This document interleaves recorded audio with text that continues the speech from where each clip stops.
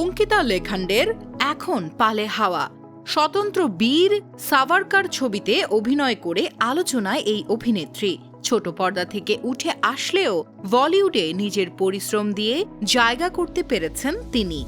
এবার আম্রপলি মুভি দিয়ে ভাগ্য খুলতে চলেছে এই নায়িকার।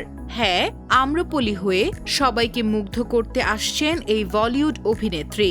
আম্রপালি সিরিজে আম্রপালির মতো শক্তিশালী চরিত্রের জন্য প্রস্তুতি নিচ্ছেন তিনি।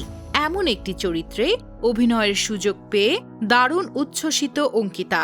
তিনি নিজেকে ভাগ্যবতীও মনে করছেন চরিত্রটির জন্য। এই প্রসঙ্গে তিনি বলেন, এরকম একটি চরিত্রে অভিনয়ের সুযোগ পেয়েছি, মাঝে মধ্যে সেটাই বিশ্বাস হয় না। পবিত্র রিস্তা দিয়ে ক্যারিয়ার শুরু করেছিলেন অঙ্কিতা। ধীরে ধীরে আম্রপালির মতো চরিত্র পেয়ে রীতিমতো আবেগে ভাসছেন তিনি।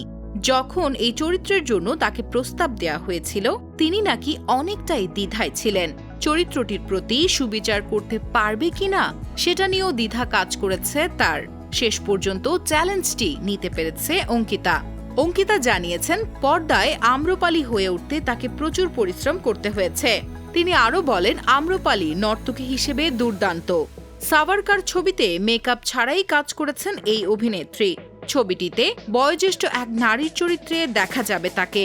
অন্যদিকে আম্রপালি তেজ সুন্দরী এক নারীর ভূমিকায়, যার প্রেমে অনেক পুরুষ পাগল। চরিত্রটির জন্য নিজেকে সম্পূর্ণ নিংড়ে নেওয়ার কথাও বলেন অঙ্কিতা। শীঘ্রই এই নায়িকার ঝুলিতে আরও কিছু নতুন আসতে চলেছে বলেও জানান তিনি। আর তাই তো অন্য বিচক্ষণ বলি তারকার মতো তিনিও এখন চরিত্র নির্বাচনে আরও সতর্ক। দর্শকদের আস্থার প্রতিদান দিতে চান অঙ্কিতা। আম্রপালি নির্মাণ করেছেন সন্দীপ সিং। প্রাচীন ভারতের ইতিহাসের পাতা থেকে বৈশালী প্রজাতন্ত্রের নর্তকী আম্রপালিকে পর্দায় জীবন্ত করবেন তিনি।